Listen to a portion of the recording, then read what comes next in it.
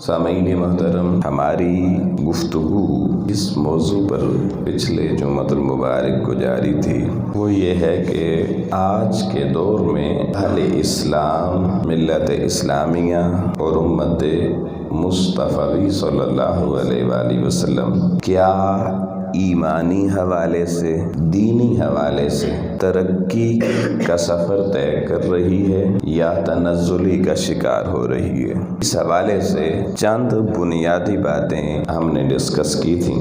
آج ہم اس سلسلہ گفتگو کو سمیٹنے کی کوشش کریں گے۔ قرآن مجید فرقان حمید کی سورہ العنکبوت کی آیت نمبر 64 میں نے آپ کے سامنے پڑھی ہے۔ اللہ رب العالمین نے ارشاد فرمایا، وَمَا هَذِهِ الْحَيَاةُ الدُّنْيَا۔ اللہ پاک فرما رہا ہے کہ یہ جو هَذِهِ الْحَيَاةُ، یہ جو تمہاری زندگی جو تمہیں میسر ہے، اور یہ کون سی حیات ہے؟ حیات الدنیا، دنیا کی زندگی۔ فرمایا وما هذه الحیات الدنیا، یہ دنیا کی زندگی آخرت کے مقابلے میں کچھ بھی نہیں ہے۔ اگر دنیا کا موازنہ آخرت کی زندگی سے کریں، اللہ جل مجدہ خود فرما رہا ہے، ہماری رہنمائی کر رہا ہے کہ آخرت کے مقابلے میں دنیا کی زندگی نتھنگ ایلس، کچھ بھی نہیں ہے۔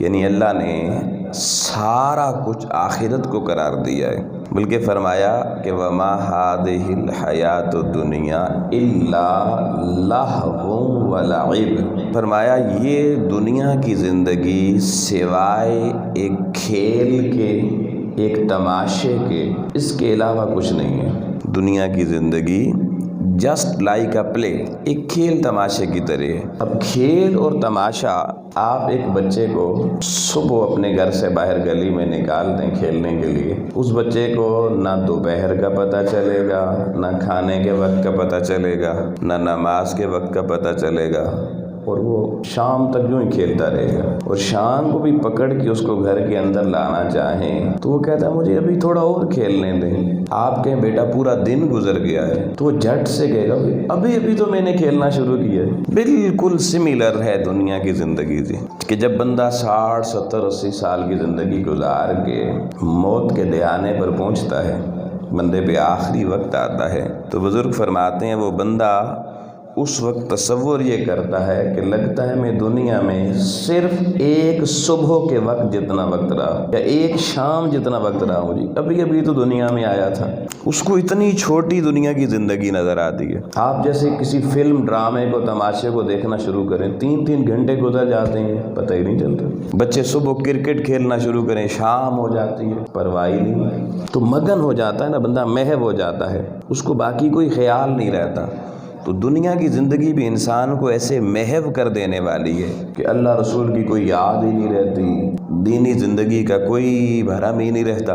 بندہ اس دنیا کی مستی میں کھوتا چلا جاتا ہے، اور اتنا کھو جاتا ہے کہ جس طرح ایک نشے والا آدمی جب نشے کا شکار ہو جاتا ہے، عادی ہو جاتا ہے، وہ کہتا ہے ماں بھی بیچنی پڑے تو بیچ دو، نشہ ملنا چاہیے، گھر بیچنا پڑے بیچ دو، عزت کا سودا کرنا پڑے کر دو، مگر اس کو اپنے نشے کے اس کش سے صرف دلچسپی ہوتی ہے۔ تو دنیا دار بندے کو نہ دین، نہ روحانیت، نہ من، کسی چیز کی کوئی پرواہ نہیں ہوتی۔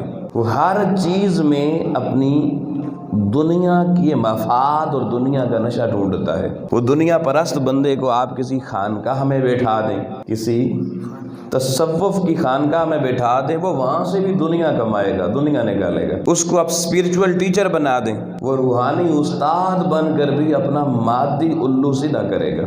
کیوں؟ یہ دنیا کا ایک نشہ ہے جو اس کی طبیعت پہ طاری ہے، اور اس کو اس کے علاوہ کوئی چیز نظر نہیں آتی۔ اس کا دین بھی دنیا، اس کا ایمان بھی دنیا، اس کا رب رسول بھی دنیا، سب کچھ وہ دنیا کو سمجھتا ہے۔ اللہ تعالیٰ نے کہا بھائی یہ دنیا کی زندگی جسے تم بہت کچھ سمجھ رہے ہو، یہ ایک کھیل اور تماشے سے زیادہ کچھ نہیں ہے۔ وَإِنَّ الدَّارَ الْآخِرَةَ لَهِيَ الْحَيَوَانُ۔ فرمایا جو آخرت کی زندگی ہے، اس زندگی کے بعد آنے والی، فرمایا وہ لَهِيَ الْحَيَوَانُ، اصل حیات جس کو کہتے ہیں، رہنے والی زندگی جس کو کہتے ہیں، ہمیشہ جس کے اندر حسن رہے گا، جس کو زوال نہیں، جس کی جوانی کو بڑھاپا نہیں، جس کے کھلے ہوئے پھول کو مرجھانا نہیں، جس کی صبح کو دوپہر میں تبدیل نہیں ہونا، جس کا دن کبھی رات میں نہیں بدلے گا، جس کی خوشبو کبھی بدبو میں نہیں بدلے گی،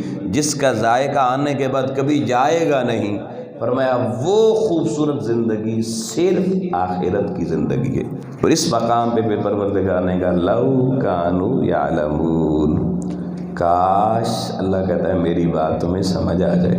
دیکھیں نا کتنے خوبصورت پیرائے میں اللہ نے بات کر کے آخر اینڈ کیسے کیا۔ وہ ماں باپ بچوں کو سمجھاتے ہیں نا تو بچے بڑے ہو جاتے ہیں تو کبھی کبھی ناسمجھی کا مظاہرہ کرتے ہیں اور کوئی ایسی حرکت کرتے ہیں کہ ماں باپ کو اس پہ دکھ ہوتا ہے۔ وہ کہتے ہیں یار اتنی محنت کی ہے، اتنا اچھا پڑھایا لکھایا ہے، اتنی تعلیم دی ہے، اتنا خرچ کیا ہے، اور یہ دیکھیں آج اس نے کیا چند چڑھائے ہیں۔ تو وہ اولاد کو سامنے بٹھا کہتے ہیں کاش تینوں ماڑی گل سمجھ آ جاوے یا کاش آپ میری بات سمجھ جاتے، آج یہ دن مجھے نہ دیکھنا پڑتا۔ اللہ بے نیاز ہے، مگر بندہ مومن سے پیار اتنا ہے کہ اس کو اللہ دنیا کے مقابلے میں آخرت کی زندگی کا حسن بتا کر دکھا کر پھر کہتا ہے لو کانوا یعلمون۔ وہ چلے بندے کاش تجھے میری بات سمجھ میں آ جائے، نادان کاش تو دانا بن، رب کی بات سمجھ لے، تیرا بھلا اسی میں ہے، تیری بہتری اسی میں۔ تو پتہ چلا دوستان محترم کہ دنیا دار الفنا ہے، آخرت دار البقا ہے، دنیا دار الغرور ہے، آخرت دار السرور ہے، دنیا فانی ہے، آخرت باقی رہنے والی ہے۔ اب ہم اس پیرائے میں اپنا تجزیہ اور انالیسس کریں جو پچھلے سے پچھلے جمعے کو بھی میں نے پیش کیا کہ ہمارے سامنے جس کو ہم اپنی فیوچر لائف سمجھتے ہیں، پچھلا جو گزر گیا ابھی اس کو نہیں ڈسکس کر رہا۔ ہر روز بندہ سوچتا ہے نا آنے والے کل کا، یہ نیا سال آج شروع ہو گیا ہے، اس پہ بھی کچھ لوگ ناراض ہوتے ہیں۔ کل مجھے ایک بندے نے میسج کیا بھائی مجھے کوئی مبارک نہ دینا یہ سال کی، جی ہمارا سال جو ہے نا وہ محرم سے شروع ہوتا ہے۔ تو میں نے اس سے پوچھا یہ بتاؤ کہ یہ جو سال ابھی شروع ہوا ہے، محرم تو چاند کے اعتبار سے شروع ہوتا ہے، یہ کس اعتبار سے شروع ہوتا ہے؟ وہ کہنے لگا یہ سورج کے اعتبار سے، شمسی سال ہوتا ہے۔ میں نے کہا چاند کو اللہ نے بنایا ہے تو سورج کو معاذ اللہ شیطان نے بنایا ہے؟ سورج کسی اور کی پروڈکشن ہے، تو سورج کی دھوپ بھی نہ لیا کرو، کہو بھائی مجھے مبارک نہیں چاہیے سورج والے سال کی، میں روشنی میں بھی نہیں بیٹھوں گا، یہ غیروں کا سورج ہے۔ ہماری عقل اتنی چھوٹی ہو گئی۔ میں نے کہا بھائی جس چاند کو اللہ نے بنایا اس سورج کو بھی بنانے والا اللہ ہے، تو سورج کا سال بھی ہمارا ہے، چاند کا سال بھی ہمارا ہے، یہ اللہ نے ہمارے لیے بنائے ہیں۔ خود ہی تقسیم جمع تفریق اپنی۔ بھئی نعمتیں اگر استعمال نہیں کر سکتے تو نعمتوں کو برا بلا تو نہ کہو نا بھئی، اتنی نعمتیں بڑھ گئی ہیں نا کھا کھا کے، سمجھ نہیں آ رہی۔ پہلے لوگ مرتے تھے فاقوں سے، توجہ طلب بات ہے، آپ 60 سال پیچھے چلے جائیں، 100 سال پیچھے چلے جائیں، دنیا میں قحط پڑتے تھے تو ہزاروں لاکھوں انسان مر جاتے تھے۔ میں آج آپ سے ہی تجزیہ کرواتا ہوں، مجھے بتائیں آج کہتے ہیں جی فلانے بندے کی دل کی شریانیں بند ہو گئی ہیں، کیلسٹرول لیول بڑھ گیا ہے، مجھے بتائیے یہ جو کیلسٹرول لیول بڑھتا ہے، دل کی شریانیں بند ہوتی ہیں، یہ فاقوں کی وجہ سے بند ہوتی ہیں یا زیادہ کھانے کی وجہ سے بند ہوتی ہیں؟ زیادہ کھانے کی وجہ سے۔ اب بندہ کیا جی دل کی شریانیں بند ہو گئی مر گیا، تو فاقے سے مرا یا زیادہ کھانا کھانے سے مرا؟ شوگر بندے کو ہوگی جی، آپ کسی بندے سے پوچھ لیں جس کو نہیں آتا، ڈاکٹر سے پوچھ لیں بھئی مجھے جو شوگر ہوئی ہے یہ فاقہ کرنے کی وجہ سے شوگر ہوتی ہے یا زیادہ کھانے کی وجہ سے ہوتی ہے؟ یہ ڈاکٹر لوگ اکثر کہتے ہیں بھئی 40 سال کی عمر کو جب پہنچ جائیں تو کھانا کم کر دیں، کیونکہ 40 سال کی عمر کے بعد آپ کا ایوریج وزن جتنا ہونا چاہیے اگر اس سے زیادہ ہوگا، اور جتنا کھانا ایک بندہ مومن کو کھانا چاہیے اس سے زیادہ کھائے گا تو فوراً شوگر کا شکار ہو جائے گا، کیونکہ 40 سال کی عمر، یہ 40 کا عدد ہی بڑا زبردست ہے، ایویں نہیں ہم 40 میں کرتے، تو 40 سال کے بعد امیونٹی ویک ہونا شروع ہو جاتی ہے، جو اندر اللہ نے دفاعی نظام رکھا ہوا ہے نا دشمنوں سے، بیماریوں سے لڑنے کے لیے، وہ اب بوڑھا ہو جاتا ہے، کمزور ہونا شروع ہو جاتا ہے۔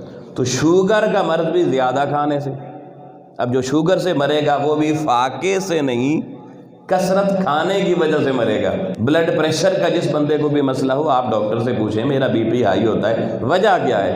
تو ایک ہی وجہ پتہ چلے گی، زیادہ کھانا۔ تو ایک زمانہ تھا انسان کے پاس کھانے کی نعمتیں تھوڑی کم تھیں، لوگ فاقوں سے مر جاتے تھے۔ آج ہم ایک ایسے دور میں پیدا ہوئے ہیں کہ بندے فاقوں سے نہیں مرتے، زیادہ کھا کھا کے مر رہے ہیں، شوگر زیادہ کھانے سے، بی پی زیادہ کھانے سے، کیلسٹرول میں اضافہ زیادہ کھانے سے، دل کے بال بند، رگیں بند، شریانیں بند، زیادہ کھانے کی وجہ سے۔ تو اب انسان کیسے اللہ کی بارگاہ میں شکوہ کر سکتا ہے کہ آج اب تو فاقہ نہیں رہا، اب تو کھانا اتنا بڑھ گیا ہے کہ کھا کھا کے لوگ مر رہے ہیں۔ لیکن اللہ نے کہا تھا کہ دنیا میں رہ کر آخرت سنوارنا، اور دنیا میں ہی طریقہ بتایا، کیا کہا؟ میری نعمتیں کھاؤ مگر کیا کرو؟ وَاشْكُرُوا لِي وَلَا تَكْفُرُونَ فَاذْكُرُونِي أَذْكُرْكُمْ وَاشْكُرُوا لِي وَلَا تَكْفُرُونَ۔ میرا ذکر کرتے رہنا، تم میرا ذکر کرو گے میں تمہارا ذکر کروں گا، اور میرا شکر ادا کرنا، ناشکری نہ کرنا۔ لوگوں جتنی نعمتیں آج بڑھ گئی ہیں، اللہ کی عزت کی قسم سچ بات کہہ رہا ہوں، اتنی ناشکری بڑھ گئی ہے۔ ہماری شکر گزاری کیا ہے کہ جب وہ زیادہ کھا لیتے ہیں نا، زیادہ بیمار ہونے کے لیے، تو زیادہ کھا کے جب ہمیں الٹے ڈکار آنا شروع ہوتے ہیں نا، کھانا واپس معدے کے بیک سٹروک کام کرتے ہیں جب، اور نیچے تو جگہ نہیں ہوتی، اوپر کی طرف پمپ چلتا ہے تو بڑے بڑے ڈکار آتے ہیں، اس وقت بڑا سا ڈکار مار کے ہم کہتے ہیں الحمدللہ، یہ اللہ کا شکر ادا کر رہے ہیں جی، گردن تک بھرا ہوا ہے جناب پیٹ، اور صرف الحمدللہ، بس اللہ کا شکر ادا ہو گیا۔ اس کے بعد پھر باہر نکلے، لوگوں کو کسی کو لوٹنا شروع کیا، کسی کو دھوکہ دینا شروع کیا، کسی کو گالیاں دینا شروع کی، کسی سے لڑائی شروع کی، کیونکہ اب اندر وہ جو زیادہ حد سے زیادہ بھرا ہوا پیٹ ہے وہ پھر ٹکنے تو نہیں دیتا نا، باہر کوئی نہ ملے تو گھر میں بچوں کی سختی آ جاتی ہے، اور تیری ایسی کی تیسی، تیری ایسی کی تیسی۔ کتنے بچے ان میں ایسے بیٹھے ہوئے ہوں گے جو اپنے گھر میں اتنے خوش نہیں ہوتے جتنے مدرسے میں خوش ہوتے ہیں، یا اساتذہ سے بندہ پوچھے وہ گواہی دیں گے، کیوں؟ انہیں یہاں ذرا تھوڑا ماحول چلے، قرآن بھی پڑھتے ہیں، اچھا ماحول بھی ملتا ہے، کھانا بھی ٹھیک مل جاتا ہے، عزت بھی ملتی ہے، اساتذہ بچوں کی بڑی عزت کرتے ہیں۔ تو کچھ ماں باپ ایسے ہوتے ہیں جو ہر وقت ڈانٹ ڈپٹ، کیونکہ پیٹ بھرے ہوئے ہیں، ٹکنے نہیں دیتے، تو کبھی ڈنڈا لیا ہوا ہے، کبھی جوتا لیا ہوا ہے، کبھی تھپڑوں کی برسات، کبھی ٹھڈے، کبھی مکے، کبھی لاتیں۔ بچوں کی شکلیں دیکھیں کہ یہ بچے بڑے کمزور ہیں، وہ کمزوری کی وجہ یہ بھی ہوتی ہے کہ ڈر اور خوف کی وجہ سے بچے کمزوری کا شکار ہو جاتے ہیں۔ پھر میں اگلی جو بات کہنے لگا ہوں بڑی سننے اور سمجھنے والی ہے، میں اب کمپیریٹیو سٹڈی دے رہا ہوں، بھائی آخرت کہاں چلی گئی، ہم دنیا میں کس حد تک پہنچ گئے ہیں۔ پہلے دور کے جو بادشاہ جس طرح کی زندگی گزارتے تھے نا، آج ہم لوگ، ہم مسلمان پہلے دور کے بادشاہوں سے زیادہ اعلیٰ زندگی گزار رہے ہیں۔ کیسے؟ پہلے دور میں بادشاہوں کو اگر روشنی چاہیے ہوتی اندھیرے میں، تو بادشاہ کا کمال یہ ہوتا تھا کہ اس کے محل میں جو چراغ جلتا تھا وہ دیسی گھی سے چلتا تھا، گھی کے چراغ جلتے تھے، یہ بادشاہ کا محل ہے جی۔ اب مجھے بتائیں، دیسی گھی ہو یا ولایتی گھی ہو، جب چراغ گھی سے تیل سے جلے گا اس سے سمیل آئے گی یا نہیں؟ کیا اس کی روشنی سے رانائی اتنی روشنی ہوگی جتنی آج آپ کے گھروں میں ہے؟ کبھی بھی اس فانوس کی روشنی اتنی نہیں ہوگی۔ تو پہلے دور کے بادشاہ بدبو والی روشنی، جس سے بدبو بھی پیدا ہوتی تھی، اور روشنی اتنی تیز بھی نہیں ہوتی تھی، اور وہ پھر چراغ کی اگر بادشاہ کہے بھائی اس چراغ کی روشنی ڈبل کر دو تو وہ بڑھ نہیں سکتی تھی۔ مگر آج غریب سے غریب تر بندہ، اس کے گھر میں بھی بجلی کے کمکمے لگے ہوئے ہیں، چلو 25 واٹ کا انرجی سیور زیادہ روشنی نہیں دے رہا، 80 واٹ کا لگا دو، 500 واٹ کا لگا دو۔ کیا پہلے دور کے بادشاہوں کو اتنی خوبصورت روشنی میسر ہوتی تھی؟ اب اس میں سے کوئی سمیل آتی ہے؟ یہ کوئی پولوشن پیدا کرتا ہے، کوئی دھواں نکلتا ہے اس میں سے؟ تو دیکھیے پہلے دور کا بادشاہ جس روشنی سے محروم تھا، آج غریب سے غریب تر بندہ اس روشنی سے استفادہ کر رہا ہے۔ پھر دیکھیے پہلے دور کا بادشاہ وہ جو کھانا کھاتا تھا، اللہ کی عزت کی قسم آج ہم اس سے بہتر کھانا کھا رہے ہیں۔ کیسے؟ پہلے دور میں یہ بادشاہ موسمی پھل کھاتے تھے، موسم آئے گا پھل ملے گا، موسم نہیں ہوگا نہیں ملے گا۔ آج مجھے بتائیں پورا سال آپ کو سارے پھل ملتے ہیں یا نہیں ملتے؟ ان بادشاہوں کو نہیں میسر تھے، پورے سال ساری سبزیاں مل رہی ہیں، سارے پھل مل رہے ہیں، سارے اناج مل رہے ہیں۔ پھر سفر دیکھیں، پہلے دور کا بادشاہ گھوڑے پہ سفر کرتا تھا، اور اگر پہلے دور کے بادشاہ کو پنڈی سے کراچی جانا ہوتا تو 1 مہینہ اس کے گھوڑے پر لگتا، 1 مہینہ۔ اور اگر آپ گھوڑے پر 3-4 گھنٹے بھی بیٹھیں تو کمر دکھنا شروع ہو جاتی ہے۔ اور اگر آپ 1 مہینہ گھوڑے پہ سفر کریں، پھر جب چارپائی پر آئیں تو اگلا 1 مہینہ چارپائی پہ سوتے ہوئے بھی یوں لگے گا گھوڑے پہ ہی، چارپائی بھی گھوڑا بنی ہوئی ہے۔ یہ اس دور کے بادشاہوں کا سفر تھا۔ اور آج امیر آدمی تو 5 گھنٹے میں کراچی جا رہا ہے، میں ایئرپورٹ پہ جو وقت لگتا ہے اس کو بھی شامل کر رہا ہوں، فلائٹ تو آدھا گھنٹہ پونا گھنٹہ لگاتی ہے، اور غریب سے غریب تر بندہ پنڈی سے کراچی جانا چاہے، یہاں سے کسی اچھی ڈائیو پر بیٹھے، ریل پر بیٹھے، صبح بیٹھے، شام کا سورج غروب ہونے سے پہلے کراچی۔ دیکھیے جی، پہلے دور کا بادشاہ اتنا جلدی جا سکتا تھا؟ اتنے آرام سے مزے سے کرسی پر سیٹ پر بیٹھ کے جا سکتا تھا؟ ٹیک لگا کے جا سکتا تھا؟ یہ ساری سہولتیں انہیں نہیں تھیں، مگر آج ہمیں یہ سہولتیں میسر ہیں دوستان محترم۔ تو بتائیے کیا ہماری زندگی، ہمارا لائف سٹائل ان سے بہتر ہوا یا نہیں ہوا؟ گھر ہمارے کتنے عالی شان ہیں۔ پہلے دور میں اگر بندے کو کوئی ضرورت پڑ جاتی، دکانیں کس طرح کی ہوتی تھیں؟ آپ شاپنگ سینٹر دیکھیں، ایک شاپنگ سینٹر میں جائیں، دنیا جہان کا سارا مال آپ کو مل جائے گا۔ تو 20 مثالیں ہیں، آپ دیکھتے چلے جائیں۔ پہلے دور کے بادشاہ کو لوگوں یہ نعمتیں میسر نہیں تھیں جو آج ہمیں اللہ نے میسر کر رکھی ہیں۔ اب میں پوچھتا ہوں لوگوں، جب بادشاہوں سے زیادہ شاہانہ سٹائل کی زندگی عرش والے نے عطا کر دی ہے تو کیا عرش والا مستحق تھا یا نہیں؟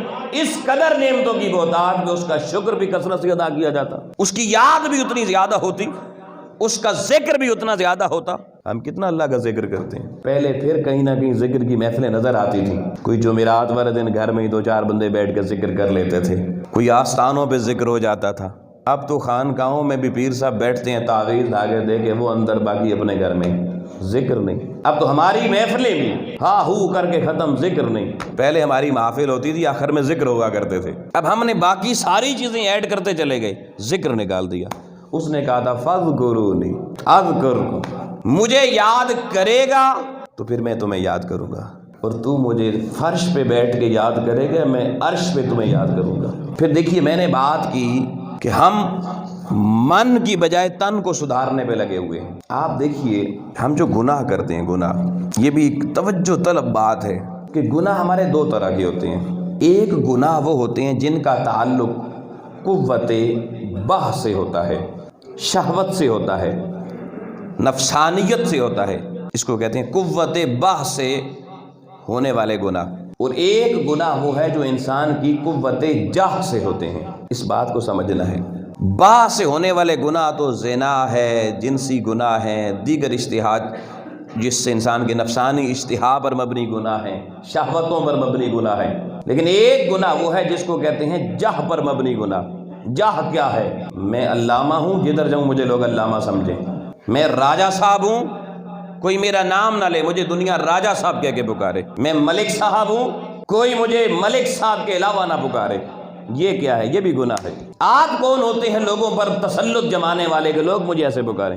اور یہ جاس پر مبنی گناہ لوگوں سننا، با والے گناہ اتنے خطرناک نہیں ہوتے۔ کیوں کہ با سے جو گناہ ہوتے ہیں، جنسی جرائم ہو گئے، اخلاقی جرائم ہو گئے، اس پر بندے کو ندامت ہوتی رہتی ہے، پتہ چلتا ہے میں نے گناہ کیا ہے، اور دل چاہے 1 سیکنڈ کے لیے چاہے وہ شرمندہ کرتا ہے بندے کو۔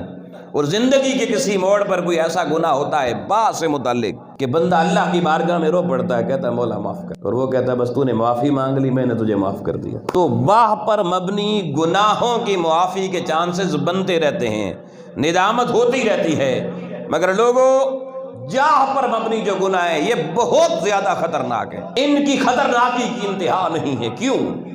اس لیے کہ یہ گناہ بندہ سمجھتا ہی نہیں ہے کہ میں گناہ گار ہوں، یہ تو عقل میں آتے ہی نہیں ہے کہ میں نے گناہ کیا ہے۔ اب دیکھیں نا، ایک بندہ آپ کی برادری کا وڈیرا ہے، وہ جہاں بیٹھتا ہے وہ کہتا ہے مجھے 80 کرسی ملے، لوگ مجھے سلام کریں، میں کسی کو سلام نہ کروں، یہ اس کے اندر ایک خواہش پنپ گئی ہے، جاہ پر مبنی، شان و شوکت پر مبنی، خاندانی بزرگی کی وجہ سے۔ اب اس کو جہاں وہ نہ ملے وہ عزت، وہ کہتا لو جی یہ لوگ ہی کسی کام کے نہیں ہیں۔ اور اس ذہن کا آدمی وہ یہ سمجھتا ہے مرضی میری چلے۔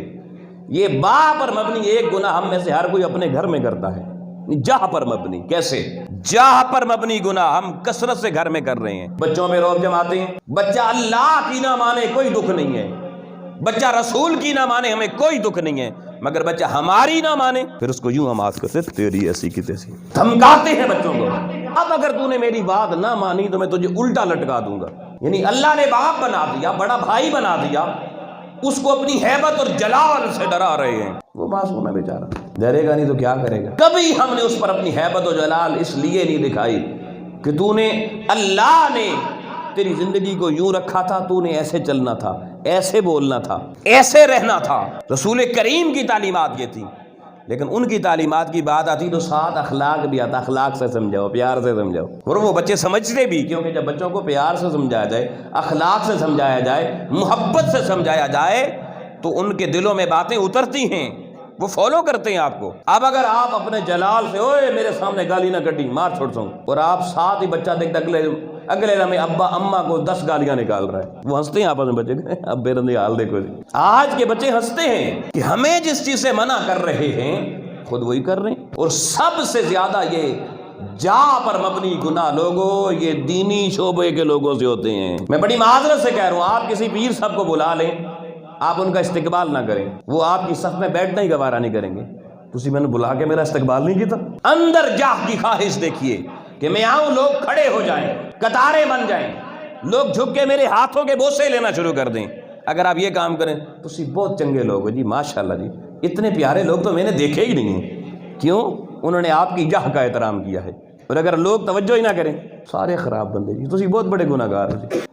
یہ نہیں کہتا میں بڑا گناہ گار ہوں کہ مجھے عزت نہیں ملی، کہتا یہ بندے گناہ گار ہیں۔ علماء کا یہی حال ہے، ثنا خانوں کا یہی حال ہے، بڑی معذرت سے قرآن کے قاریوں کا بھی یہ حال ہے۔ میں جنرل بات کر رہا ہوں، قاری صغیر صاحب یہ نہ سمجھے کہ مجھے سنا رہے ہیں۔ اور پھر ہمارے نام کے ساتھ دینی لوگوں کے ساتھ جب تک وہ بندہ 6 کچھوا ٹائپ کے بڑے بڑے نا القاب نہ لگائے نا، سکون ہی نہیں آتا۔ کئی لوگ محفلوں سے اٹھ کے چلے جاتے ہیں، اور جی تجھے ساڈا نام ہی نہیں لیتا۔ دیکھیے امام الانبیاء علیہ السلام کا نام وہی یہاں بیٹھے گا جی مولانا صاحب، وہ کہے گا حضور صلی اللہ علیہ وسلم، بس کوئی القاب لگایا حضرت ابوبکر رضی اللہ عنہ، بس حضرت علی رضی اللہ عنہ، اتنی سی بات کرے گا۔ اور اپنا نام آئے گا، نقیب محفل کہے گا پیر طریقت، رابر شریعت، واقف رموز حقیقت۔ کبھی کسی نے نبی کریم علیہ السلام کے متعلق یہ کہا واقف رموز حقیقت؟ نہیں کہا کبھی کسی نے۔ کبھی کسی نے کہا طریقت کا بادشاہ حضرت علی کو کسی نے کہا؟ کوئی بھلے نہ کہ ہمیں کیا فرق پڑتا ہے جی، پر مجھے لازمی کہیں، کیونکہ میری جاہ کی طلب یہ ہے۔ تو لوگوں جاہ پر مبنی گناہ اس وقت سب سے زیادہ ہماری تباہی کے ذمہ دار بن رہے ہیں، اور پتہ ہی نہیں ہے کسی کو۔ اس سے کبر پیدا ہوتا ہے، اور جانتے ہیں تکبر کی سزا کیا ہے؟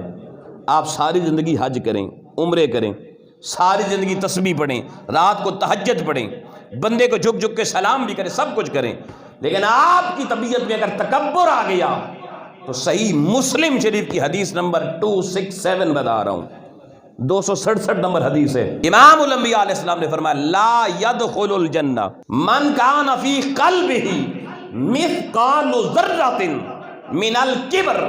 آقا نے فرمایا جس کے دل میں ذرے کے برابر بھی تکبر آ جائے گا، اللہ کی جنت میں اس کا داخلہ حرام ہو جائے گا۔ اچھا یہاں پہ ذرے کا لفظ استعمال کیا، پتہ ہے اردو میں ذرہ جس کو ہم کہتے ہیں، انگلش میں ذرے کو کیا کہتے ہیں؟ انگلش میں ذرے کو ایٹم کہتے ہیں، ایٹم۔ یعنی امام الانبیاء علیہ السلام فرما رہے ہیں لوگوں یہ تکبر کا گناہ ذرہ، یہ جسٹ لائک ایٹامک بم ہے، جتنی بڑی تباہی ایٹم بم پھیلاتا ہے اتنی بڑی پھیلائی تباہی تمہارے وجود میں اور تمہاری نسلوں میں تمہارا تکبر پھیلا دے گا۔ اس کو معمولی نہ سمجھنا، ہمیں کوئی پرواہ ہے؟ ہر بندہ تکبر سے یہاں تک گٹا گٹ بھرا ہوا، ذرا سے کسی کے کبر پہ کوئی ضرب لگنے کی دیر ہے وہ ایک دم چیخ اٹھے گا۔ گھر میں ایک خاندان ہے، ایک بھائی اپنے بچی کی شادی کرتا ہے، وہ دوسرے بھائی کو مصروفیت کی وجہ سے کسی وجہ سے بھی صحیح وہ عزت سے دونوں میاں بیوی اس کے گھر میں جا کر کارڈ پیش نہیں کرتے، صرف وہ فون کر کہتے ہیں یار ساڈے بچے دی شادی آنا، دوسرا بھائی نہیں آئے گا۔ وہ پوچھے شادی والے دن بھائی جان آئے نہیں ہو، وہ تجھے سن دعوت کیسے دیتی؟ وہ یار میں نے بتایا تھا، وہ ہیں جی دعوت دین دین یار، میں کوئی ایڈا کیا گزریا بندہ وہاں، تیرے لیے وہ فرشتوں کی بارات عرش سے منگواتا۔ کبر کے ہمالیہ پہاڑ اندر کھڑے ہیں دوستان محترم، پھر جرگے بٹھا کے راضی کرنا پڑتا ہے پاؤں پکڑ کے۔ یہ مسلمان ایسے ہوتے ہیں؟ کوئی بندہ بیچارہ غمی ہو گئی، گھر میں کوئی مر گیا، آپ کو دعوت نہیں دے سکا، بھائی فوتگی ہوگی یہ بتا نہیں سکا، آپ کو ادھر ادھر سے پتہ چل گیا، آپ نہیں جائیں گے، وہ جی وہ سانو پوچھے ہی نہیں، اور بعد میں اس کو گیلا بھی کریں گے۔ کہاں کی مسلمانی ہے یار؟ مسلمان تو نیکی کی شارع پہ دوڑ کے جایا کرتا تھا یار، اب آپ کو نیکی کے لیے بھی دعوت دینی پڑے گی؟ اس امت کو جو اللہ نے وقار دیا لوگوں، وہ وقار کس بنیاد پہ ملا؟ جو کہتے ہیں نا یہ امت ساری امتوں سے بہتر امت ہے، قرآن مجید سے پوچھو یہ ہمیں وقار کیوں ملا؟ تو اللہ کی ذات بتاتی ہے کہ کنتم خیر امہ، تم سب سے بہتر امت ہو۔ اب اللہ نے ساتھ علت بھی بتائی۔ ہمارا معاملہ یہ ہم حکم سنتے ہیں علت چھوڑ دیتے ہیں۔ علت کے بغیر حکم کا نفاذ نہیں ہوتا دوستان محترم، یہ قاعدہ ہے فقہ کا۔ تو اللہ نے فرمایا تم سب سے بہتر امت ہو۔ مولا کیوں بہتر امت ہیں؟ اس نے کہا اخرجت للناس، تمہیں کوئی بلائے یا نہ بلائے تم خود نیکی کے کام میں گھروں سے چل کے لوگوں کے پاس جایا کرتے ہو۔ اخرجت للناس، اپنا گھر چھوڑ دیتے ہو، گھروں میں نہیں بیٹھے رہتے، جہاں کسی کے بھلے کی بات ہو، جہاں کسی مسلمان کی عزت کی بات ہو تم خود چل کے جاتے ہو، تمہیں کوئی اٹھا کے نہیں لے کے جاتا۔ اس بنیاد پر اللہ نے تمہیں سب سے بہتر امت بنایا ہے، اور ہم نے اسی بنیاد کو جناب کاٹنا شروع کر دی۔ اور وجہ اندر تکبر ہے کہ ہم چاہتے ہیں میری مرضی چلے، جیسے میں چاہتا ہوں ویسی عزت ملے، جیسے میں چاہتا ہوں ویسے مجھے ہاتھوں پہ بٹھایا جائے، ویسی عزت نہ ملے ناراض ہو جاتے ہیں، رس جاتے ہیں۔ اب مجھے بتائیں یہ ترقی والا سفر ہے دینی روحانی طور پہ یا تنزلی والا ہے؟ اوپر جا رہے ہیں یا نیچے آ رہے ہیں؟ اللہ کے قرب و معرفت کی طرف سفر جا رہا ہے یا اس سے دوری کی طرف سفر جا رہا ہے؟ میں بڑی معذرت سے آج بھی یہ موضوع ختم نہیں ہوگا، اگلے جمعے بھی اس کو لے کے چلیں گے کیونکہ یہ ضروری باتیں ہیں، لیکن ہماری حالت یہاں تک ہم اللہ سے مقابلے پہ ڈٹ گئے ہیں، ہم دین کے مقابلہ کھڑے ہوئے ہیں بڑی معذرت سے۔ آج جمعے کا دن ہے، امام الانبیاء علیہ السلام نے فرمایا جب خطیب ممبر پر آ جائے، خطیب ممبر پر آ جائے تو خطیب کے ممبر پر آنے سے پہلے آپ کی مسجد کے دروازے پر اللہ فرشتے کھڑا کرتا ہے، وہ رجسٹر لے کر آتے ہیں ملائکہ، وہ ہر آنے والے کی حاضری لگاتے ہیں، کون جمعے پہ آ رہا ہے اس کا نام رجسٹر میں درج کرتے ہیں، جیسے اسکول میں آپ کے بچے کی حاضری لگتی ہے، دفتر میں آپ کی حاضری لگتی ہے۔ امام الانبیاء کی حدیث مبارکہ ہے وہ فرشتے جامع مسجد کے دروازوں پر کھڑے ہوتے ہیں دائیں بائیں، جو بندہ بھی آتا ہے اس کو دیکھتے ہیں، اس کا نام اس رجسٹر میں درج کرتے ہیں، یہ اللہ کے گھر میں جمعہ پڑھنے آیا ہے۔ پہلی اذان کے بعد وہ فرشتے، جیسے ہی آپ کی مسجد میں پہلی اذان ہوتی ہے فرشتے آ کے دروازے پہ کھڑے ہو جاتے ہیں اور وہ لکھتے رہتے ہیں نام۔ اور امام الانبیاء علیہ السلام نے فرمایا جب خطیب ممبر پر آ جاتا ہے، بیٹھ جاتا ہے، وہ فرشتے دروازے چھوڑ کے رجسٹر حاضری بند کر کے آ کر مسجد کی صفوں میں بیٹھ کے خطیب کا خطبہ سننا شروع کر دیتے ہیں، وہ اس کے بعد کسی کی حاضری نہیں لگاتے۔ آج مجھے بتائیں کتنوں نے حاضری لگوائی ہے؟ میں نہیں حاضری لگا رہا آپ کی، مگر میں آپ کے سامنے ایک سوال جوڑ کے جا رہا ہوں۔ میں پوچھتا ہوں جو محلے والے جن کی محلے کی یہ مسجد کہلاتی ہے ان کی حاضری کہاں پہلے دن لگی ہے خدا کی بارگاہ میں؟ یہ دین مصطفیٰ بیان کر رہا ہوں، کتنا تعلق ہے ہمارا خدا سے، کتنا خیال ہے ہمیں اللہ کی بارگاہ کا۔ اگر اسی دن اسی ٹائم پر آپ کو کسی شادی کی دعوت ہوتی، میں دیکھتا آپ کیسے پہلے وہاں کھڑے ہوتے، ایک کھانے کی لالچ میں ہم کیسے بھاگے بھاگے جاتے ہیں، مگر یہاں تو کھانا نہیں ملنا نا، حالانکہ ٹائم ہی نہیں ہوا جمعے نا جی۔ مسجد تھی جو آواز آسی دوئی اذان دی، ابھی بہت سے گھر میں انتظار کر رہے ہوں گے دوسری اذان کا۔ کیا کہوں میں، لوگوں اللہ سے تعلق ٹوٹ گیا، ہمارا دین متین سے اتنا تعلق رہ گیا کہ آخری وقت میں جیسے دنیا کو بعض وقت منہ دکھانے جاتے ہیں نا فوتگیوں میں، کوئی فوتگی ہو جائے نا تو ہم نے جانا نہیں ہوتا، مگر وہ کیونکہ میرے ابے تے مرنے تے آیا سی، ادھر پہنچ کے نا وہ بیچارہ دکھی ہے، باپ کی چارپائی اٹھانا چاہتا ہے، کتنی چارپائیاں جنازہ گاہ میں جنازے کے بعد 10 منٹ لیٹ ہو جاتی ہیں اٹھانے میں، حضور نے فرمایا مردے کو جلدی قبر تک پہنچاؤ۔ ہم اس بندے کو پکڑ کے ماڑی شکل بھی دیکھ، ماڑی میں بھی آیا ہوں، اپنی شکلیں دکھا رہے ہوتے ہیں، دنیا داری، قبرستان تک نہیں جاتے، دفن میں اس کی معاونت نہیں کرتے، ہمارے کپڑے خراب ہوتے ہیں جی، کتنے مردوں کو آپ اٹھا کے اتارتے ہیں بیچ میں، مگر صرف شکل دکھانے کا ڈرامہ کرنے کے لیے وہاں جاتے ہیں۔ یہ بھی کبر ہے، یہ بھی قوت جا پر مبنی گناہ ہے۔ لوگوں اہل ایمان کے دستور یہ نہیں ہوتے۔ مسلمان تو وہ ہے کہ چبھے کانٹا جو کابل میں، تو دلی کا ہر پیر و جواں بیتاب ہو جائے، وہ بیتابی کہاں ہے؟ تو خانہ خدا میں ایک جمعے والے دن ہمارا حال یہ ہے، اور سال کے پہلے دن یہ، باقی سال میں کیا ہوگا؟ اور وہ دنیا جس کو آپ چھوڑنا گوارا نہیں کرتے، ایک دن کوئی چھٹی کرتا اپنی دکان سے، دفتر والا تو کہتا ہے مجھے 4 چھٹیاں ہفتے میں ملے تو خوش ہوتا ہے، مگر وہی دفتر والا ریٹائرمنٹ کے بعد جب دکان بناتا ہے اب بتائیں کتنی چھٹیاں کرتا ہے، کیونکہ وہاں تنخواہ سرکار کے خزانے سے آنی ہے، یہاں خود محنت سے کمانی ہے، کوئی چھٹی نہیں۔ دفتر میں 6 گھنٹے کی ڈیوٹی ہے، 7واں گھنٹہ ڈیوٹی نہیں دینی، بھلے باہر دنیا بینک کے باہر لوگ لائن میں بل جمع کروانے کے لیے کھڑے ہوں، نہیں جی ٹائم ختم ہو گیا، لیکن اسی دکان جب کھولے گا وہی بندہ باہر نکل کے رات 11 بجے تک بیٹھا ہوا لوگوں کی رائیں تک رہا ہوگا۔ یہ کیسا مزاج ہے ہمارا؟ دنیا کیا ہے؟ لوگوں میں بات ختم کر رہا ہوں۔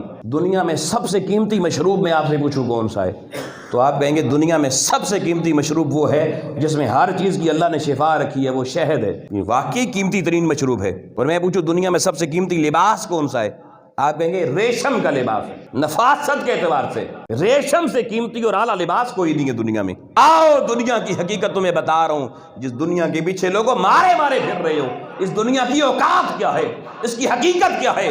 آؤ، اللہ نے تو دکھا دیا، ہمیں سمجھ نہیں آ رہی۔ سنو لوگوں، ریشم کا کپڑا جو دنیا میں نفاست کے اعتبار سے، قیمت کے اعتبار سے نفیس ترین اور قیمتی ترین ہے، یہ ایک کیڑے کی تھوک سے بنتا ہے، ریشم کے کیڑے کی تھوک سے بنتا ہے۔ ایک کیڑے کی تھوک دنیا کا قیمتی ترین لباس ہے، اور وہ شہد جو قیمتی ترین مشروب ہے وہ ایک مکھی کا لعاب دہن ہے، ایک مکھی کا لعاب، مکھی کا تھوک ہے، اور ایک کیڑے کا تھوک ہے۔ ارے لوگوں، دنیا کی حقیقت تو یہ ہے کہ کیڑے کی تھوک، مکھی کی تھوک ہمارے لیے قیمتی ترین چیز ہے۔ اللہ کی عزت کی قسم، جس پروردگار نے مکھیوں اور کیڑوں سے ہمیں قیمتی ترین چیزیں دی ہیں، لوگوں جب مکھیوں سے بلند ہو کے دنیا سے نکل کر معرفت کے بازار کے سوداگر بن کر اللہ کے بازار تجارت میں جاؤ گے، اللہ کی عزت کی قسم تم تصور نہیں کر سکتے اللہ تمہیں کتنا مالا مال فرمائے گا۔